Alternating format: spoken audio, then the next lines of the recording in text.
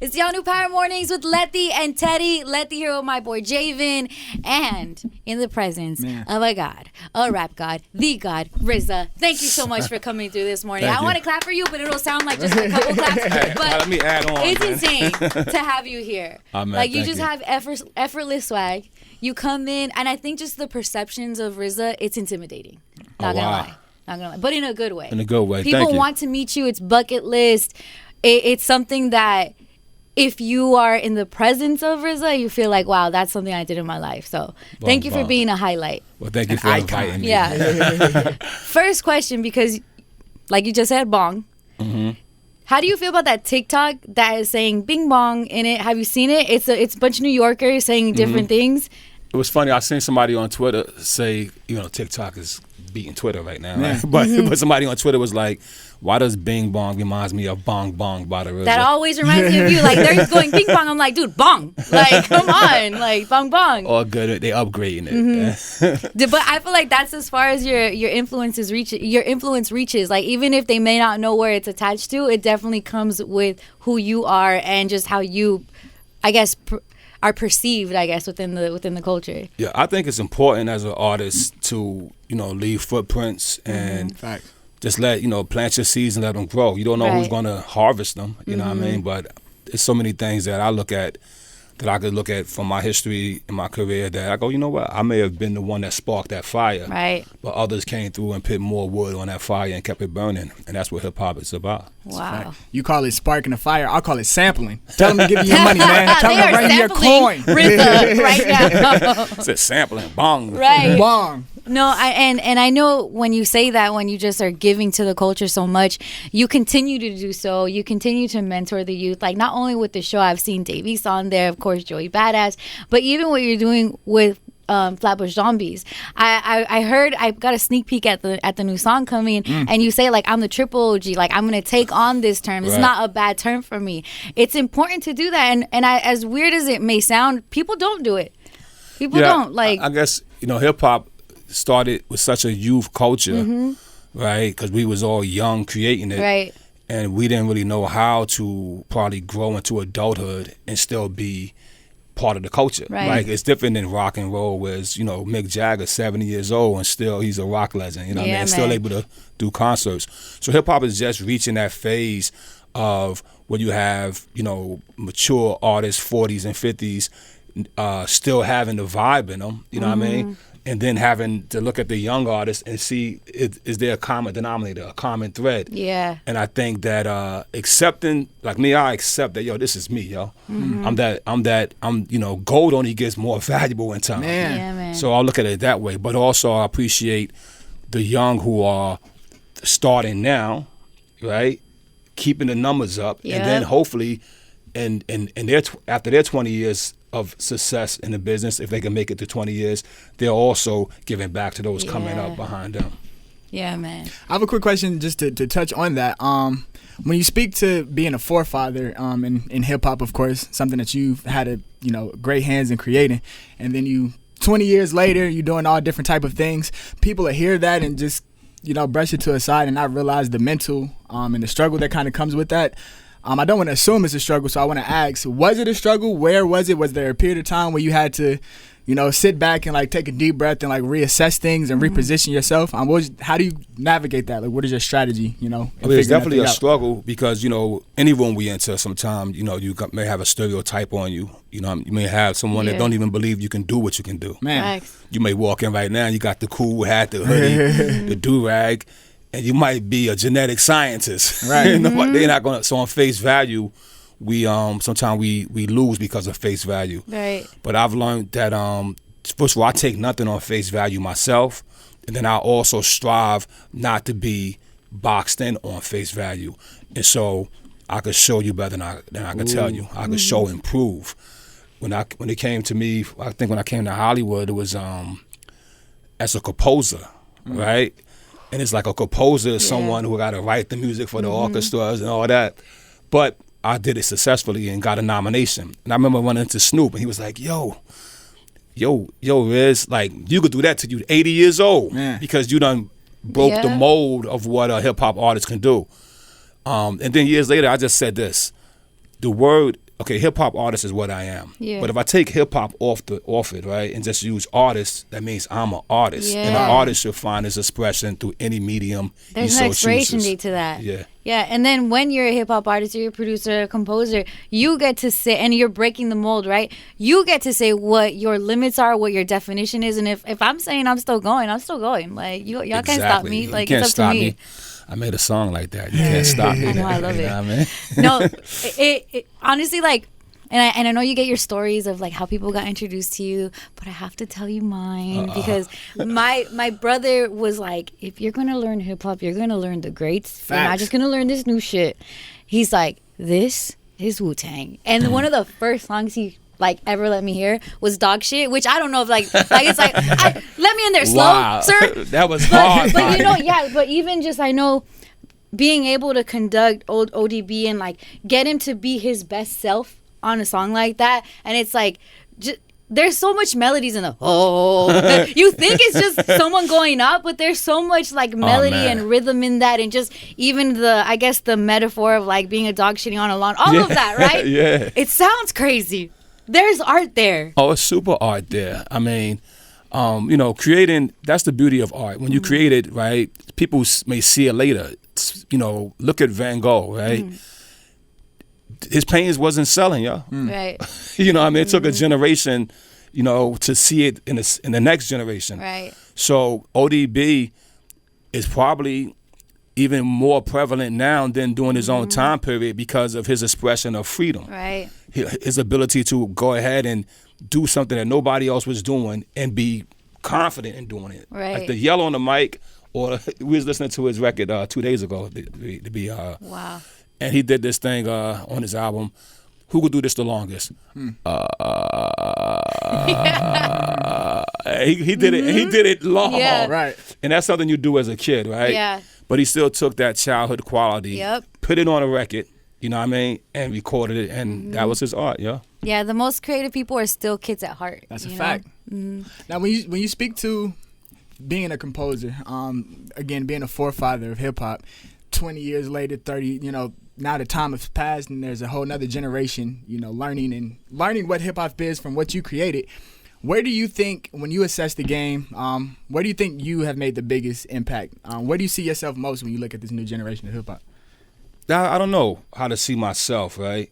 Yeah. So I won't say that, but I can tell you my goal. Okay. My goal is to continuously and constantly inspire. You know what I'm saying? Look at the word inspire, right? The word spirit is in it, right? It's in, Yeah. spirit, and action. To put an action inside your spirit that moves you internally Yeah. to something better, greater, and positive.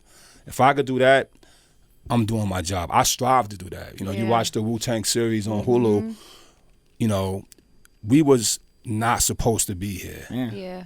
You know what I mean? You know, like, look, we didn't really exploit it on the series, but 7 of the Wu members are felons. Man. All right? A felon is 2 like... were trying to kill each other. Yo, Yeah. you get a felony, Yeah. the party's over Yeah. for most of us in the system. So they thought we wouldn't be here. You know, they who was, you know, decisively looking at our community as trouble. Right. But we found a way to express all of our emotions, anger, violence, joy through our music. Yeah, man. And so since the music was what inspired me and what helped me, I must return that back to the world. Yeah. Whether it's through music, film, books, whatever. I have to inspire. And that's what I hope I'm doing. I hope that as time go on, if you know, it could be 100 years from now, some kid pick up, whether he finds it through RZA or he finds it through Wu-Tang or he finds it through whatever force. You know, it could be through Kanye, right? Who Right. said that he got inspired by Wu. Right. As long as that inspiration Keeps is going. continue to go, yeah. I had a great talk with my the young brother Logic, who said, you know, he was watching Kill Bill. After watching Kill Bill, Right. he got inspired To do his. to do hip-hop. Yeah, yeah. Wow. and went on to become one of our, you know, hip hop greats.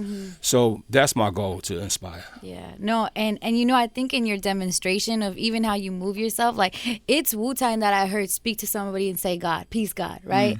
Like, really good friends with Nipsey Hussle, and he always would be like, respect king, respect queen, all praise the most high. That type of stuff, if you feel and you sense, even if it's very separated, that type of example is going to lead off. I'm going to influence y'all. Let me influence y'all on how to talk to each other. Right. Call me a king. Call me a queen. Call me a god. Right. And I just see that and I feel that. And to this day, you came in here talking like that. Yeah, and I appreciate that in you. Yeah. Thank you. I appreciate that as part of your DNA and what you give to us too. It's more than just the musical. It's on a human level, how to speak to each other. Yeah. I had a funny quote, and no, not taking nothing from, each one of us, whether we West Coast, East Coast, Midwest, down South, we come with our slang. But at one point, everybody was like, yo, dog, dog, which is cool. That's my dog. That's my dog. Because dog is like loyalty. Yeah. But I was like, nah, we got to be God. Let's turn it backwards. Let's reverse that, right? So instead of something that could be considered on a low stature of the evolutionary stage, how about we be on the highest stature of the evolutionary stage? And this way, because God itself, and I don't want to get too metaphysical or spiritual. Please do. But God is a word, right, that basically has its roots back in the Greek language. And it simply was a combination of three words, Guma, Oz, Dubaz, which became those letters that became God, right? Like and phonetically, it simply means wisdom, strength, and beauty. Simple. And that's when we look at each other. We should look for the wisdom, strength, and beauty. Now, there's a chance that maybe you only got wisdom, maybe I got strength, maybe she has beauty. But together, we could form it. Together, we got it. Yeah, exactly. That's powerful. No, and I think that's even like what's behind the 36 chambers, everybody's heart. Everybody's heart is in this project. Everybody's heart is in the music, and then the music goes to the world. She's a mathematician. 36 chambers, 4 chambers in the heart, 9 Wu-Tang members, 36. Come on, Bong. Jerry, I hope I'm making you proud right now. No, for real. Your brother was on it, right? On it.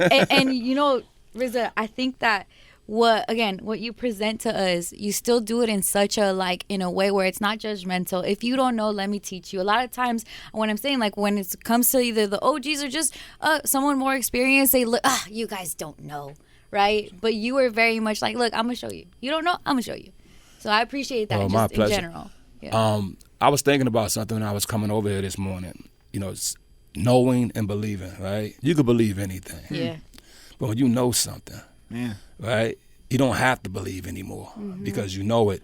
And, we grew up where it says, the first thing is to do the knowledge. And knowledge means to know. Yeah. If you know before you do, then you know what you're doing. Yep. Most of us is doing before we know. You know what I mean? Without being fully understanding of it. And so we got to spread the knowledge, right? Rakim said, knowledge, know the ledge. Let's see if I know the ledge. And you have to have knowledge and you have to know, because if, belief, you could follow anything. We could believe that, that Apollo, as I said in the song, it said Apollo, I said, it says, I said something, let me get the lyric right for myself. Let me get the lyric right. It says, life may deal you a pill that's hard to swallow. I'm getting mine today. They say the sun is going to come out tomorrow. The Greeks believed it was being dragged across the sky by Apollo. But this ain't Showtime. Nor old school days of John Carlo. Come on now. Now, you got to decipher that, because John Carlo Esposito is from the movie School Days. Come on now. Apollo, the god dragging the sun, Apollo Theater.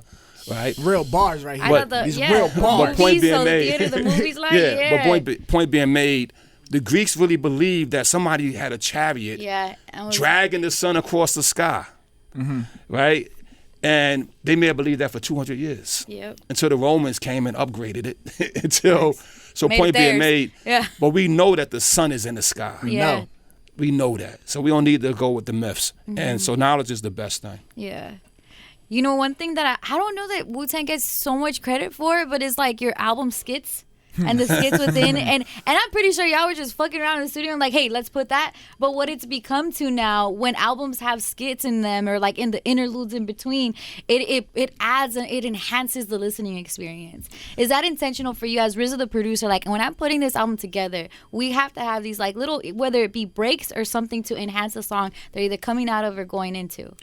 Yeah, you got to think about when we were making music, even DVDs wasn't out yet, right?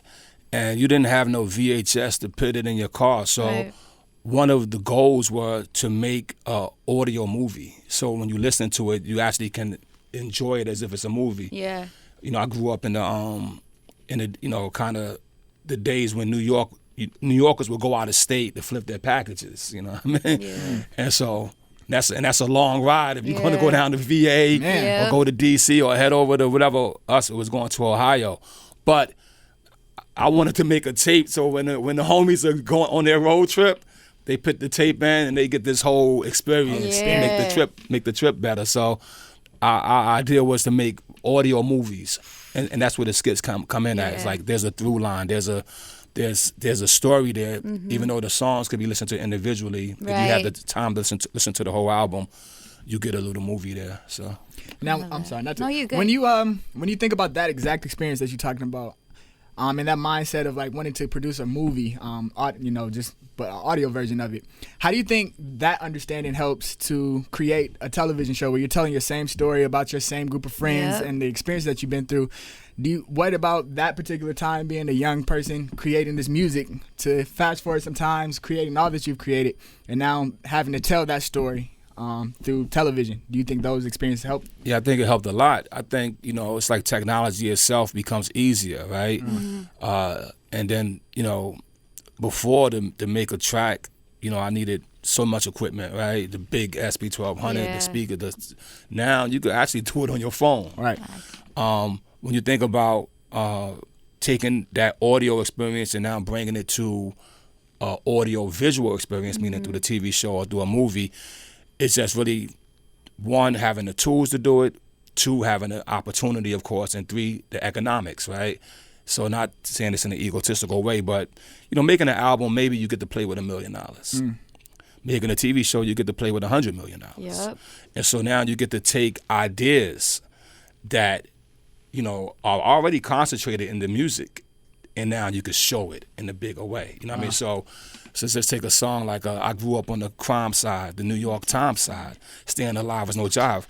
He said it already, but on the TV show, you could see him sitting there selling his quizzes. You could see his man Power reading the newspaper, because Power read the newspaper every day. Wow. You see him reading the paper, and you see the struggle of life going on. So we could take the story that we concentrated into our lyrics, and now we could expound upon it to put it in a visual way. Now, was that a challenge for you? Do you feel like, obviously you're a creative person. Obviously, when it comes down to creating the TV show, you're telling your life experience.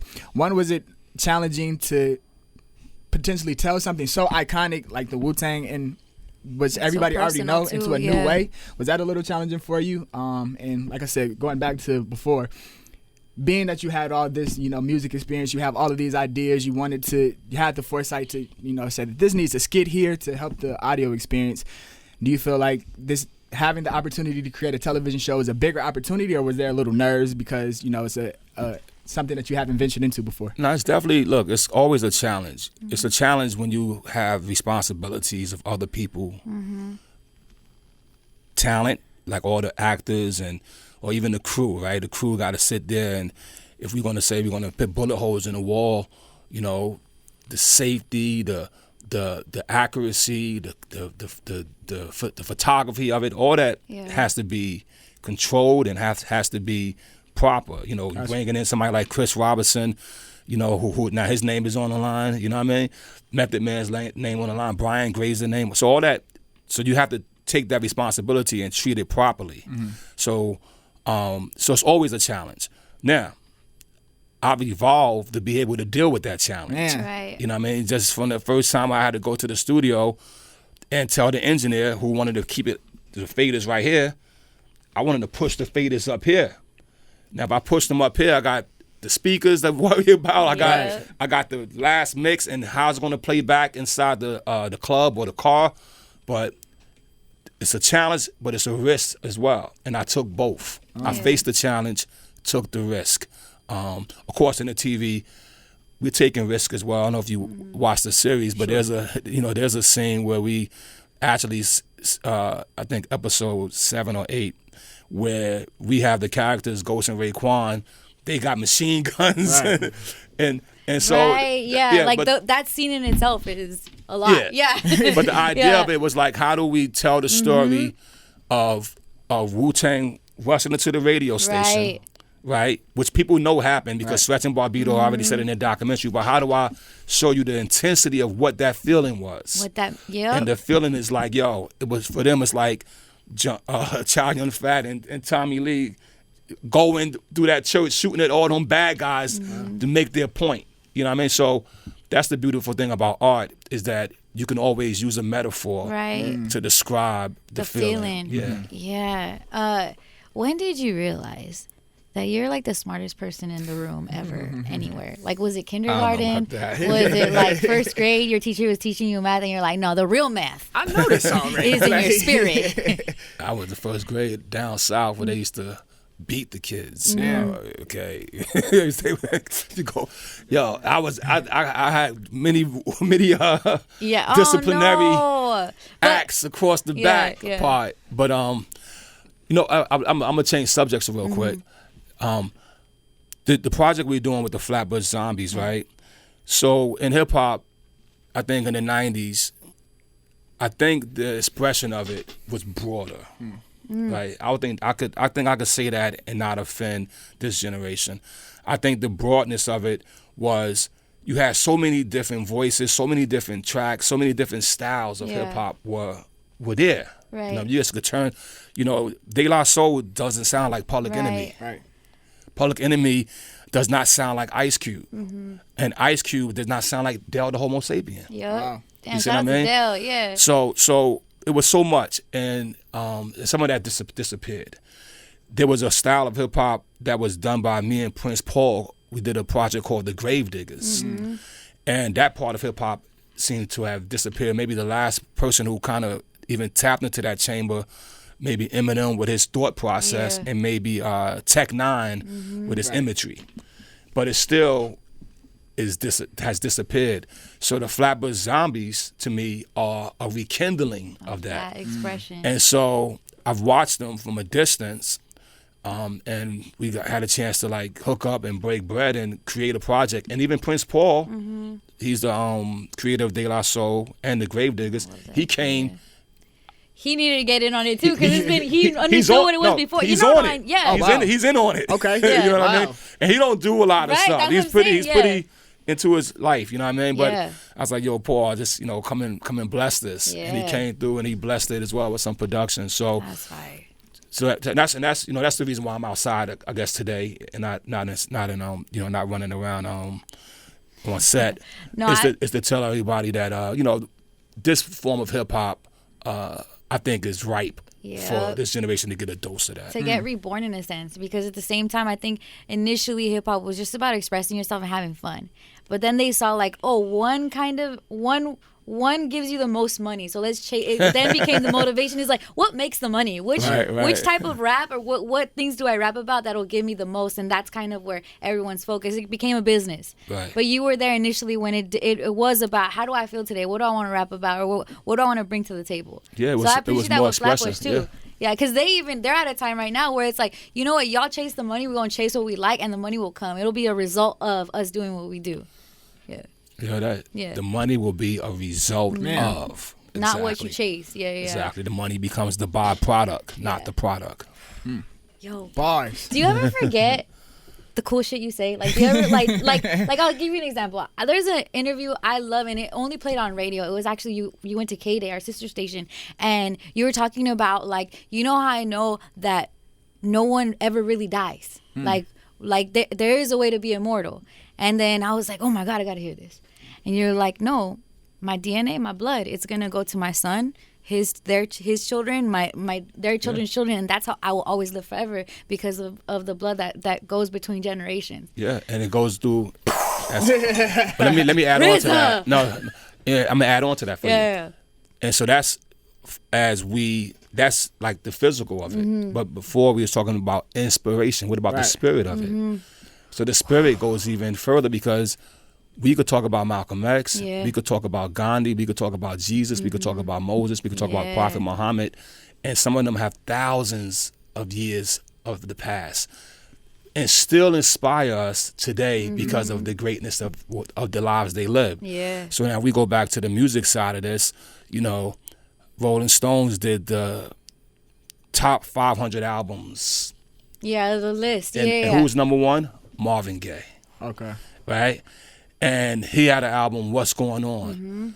And I gotta honestly say, during the COVID pandemic, that album was spinning in my house. And I had good feelings, had contemplative feelings and all that. And that's part of the spirit going on. You know what I mean? Because he's not physically here to do that, but that music is recorded, that art is here, and we can enjoy it. I'm curious to know, since segueing off of that conversation, like, what is the lineage of RZA when it comes to inspiration, when it comes to music? Whose the people legacy before are you continuing? Right, and then also, who are the people before you that you wouldn't be you without?